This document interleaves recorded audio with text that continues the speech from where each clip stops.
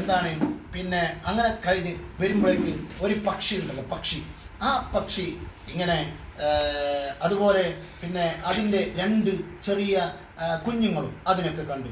അങ്ങനെ ഫാഖദിന ഫർഖിയ, ആ പക്ഷിയെ പിടിക്കാൻ കിട്ടില്ലല്ലോ, അതിൻ്റെ പക്ഷിൻ്റെ ചെറിയ കുഞ്ഞുങ്ങളെ നമ്മൾ പിടിച്ചു. അങ്ങനെ ഫജാഅത്തിൽ ഹുംറത്തു ഫജഅലത്തു തഫ്റുഷു, ഈ പക്ഷി അത് വന്നുകൊണ്ട് അതിങ്ങനെ ഭൂമിയിലേക്ക് ഇരിക്കാൻ വേണ്ടി അതിൻ്റെ ചിറകിങ്ങനെ വിരിച്ച്, എന്ന് പറഞ്ഞാൽ താഴെ ഭൂമിയിലേക്ക് എത്തുമ്പോൾ അതിൻ്റെ ചിറകിങ്ങനെ വിരിച്ച് അവസാനം കൂട്ടലാണ്. ആ രൂപത്തിൽ ഭൂമിയിലേക്ക് എത്തുന്നവരെ ബേജാറ് കൊണ്ട് താഴെ ഭൂമിയിലേക്ക് അങ്ങ് ഇരിക്കാനങ്ങ് അടുത്തു. ആ രൂപത്തിലാണ് ഈ പക്ഷി ഇങ്ങനെ കളിക്കുന്നത്. ദൂരൊന്നും പോകുന്നില്ല, അവിടെ തന്നെ ഇങ്ങനെ വട്ടമിട്ട് പറക്കുന്നു.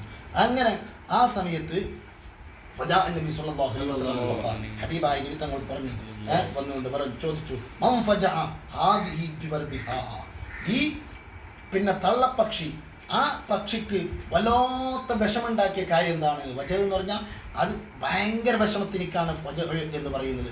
ആ വിഷമുണ്ടാക്കിയ ആളാരാണ്? കാരണം മക്കൾ പോയാലാണ് വല്ലാത്ത വിഷമം.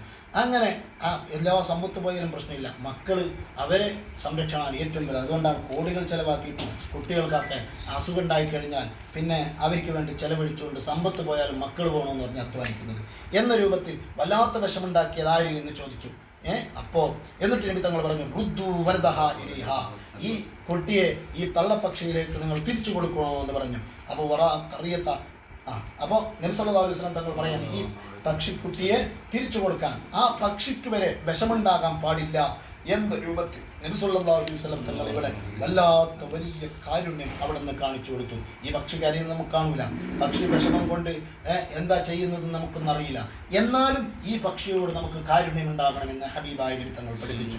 മാത്രമല്ല വറാ ഖറിയത നംലിൻ ഖദ് ഹറഖനാഹ ഫഖാല, ഒരു നാട്ടിൽ ഉറുമ്പിനിങ്ങനെ കരിച്ചു. അപ്പോൾ നബി സല്ലല്ലാഹു അലൈഹി വസല്ലം തങ്ങൾ ചോദിക്കുകയാണ്, മൻ ഹറഖ ഹാദിഹി, ഇതിനെ കരിച്ചതാളാ ആരാ? പിന്നെ ഞങ്ങൾ പറഞ്ഞു നെഹ്നു, നമ്മളാണ്.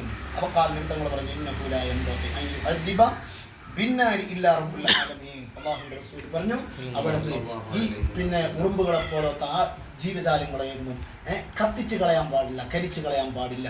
കരിച്ചു കളയുക എന്നുള്ള ശിക്ഷ അത് അള്ളാഹുവിൻ്റെ വിശേഷണമാണ്. അത് നരകത്തിൽ അള്ളാഹു തആല കൊടുത്ത ശിക്ഷയാണ് കരിച്ചു കളയുക എന്നുള്ളത്. അതുകൊണ്ട് നിങ്ങൾ ചെയ്യരുത് എന്ന് ഹബീബായ നബി സല്ലല്ലാഹു അലൈഹി വസല്ലം പ്രഖ്യാപിക്കുക. അപ്പം ഈ പറഞ്ഞ ഈ പിന്നെ ആദ്യത്തെ അധ്യായത്തിൻ്റെ ഏറ്റവും സംക്ഷിപ്തമായ ഭാഗം എന്ന് പറയുന്നത് കാരുണ്യം. കാരുണ്യം എന്ന് പറയുന്നത് വല്ലാത്ത മഹത്തായ സ്വഭാവമാണ്. അത് ഒരാൾക്ക് കിട്ടിക്കഴിഞ്ഞാൽ ദുനിയാവും ആഖിറവും വിജയിക്കാൻ ഇത് കാരണമാണ്. അതുകൊണ്ട് തന്നെ ഈ കാരുണ്യം എന്നുള്ളത് പിന്നെ നമ്മുടെ എല്ലാ സൃഷ്ടികളോടും ആദ്യമായിട്ട് നമുക്ക് നമ്മോട്, നമ്മുടെ ഭാര്യമാരോട്, അതുപോലെ നമ്മുടെ മക്കളോട്, കുടുംബക്കാരോട്, നാമുമായി ബന്ധപ്പെട്ടവരോട്, മറ്റു എല്ലാ സൃഷ്ടികളോടും നമുക്ക് കാരുണ്യം വേണം.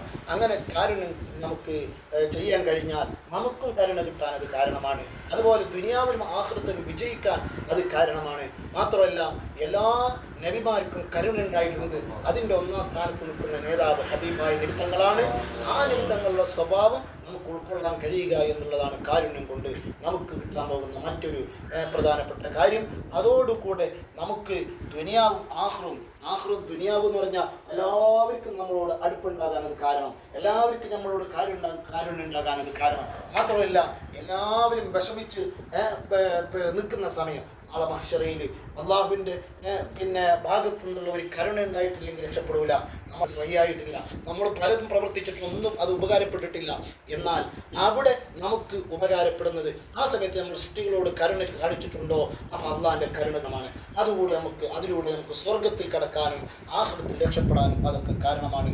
അല്ലാഹു സുബ്ഹാനഹു തആല ഈ മഹത്തായ വിശേഷമാകുന്ന കാരുണ്യം അത് നമ്മുടെ ജീവിതത്തിൻ്റെ കൈമുതലായി ജീവിതത്തിൻ്റെ എമ്പാടും കൊണ്ടു നടക്കാൻ അല്ലാഹുവേ ഞങ്ങൾക്കെല്ലാം ഭാഗ്യം നൽകി അനുഗ്രഹിക്കണേ. ബഹുമാനപ്പെട്ട ശൈഖുനാ സുൽത്താൻ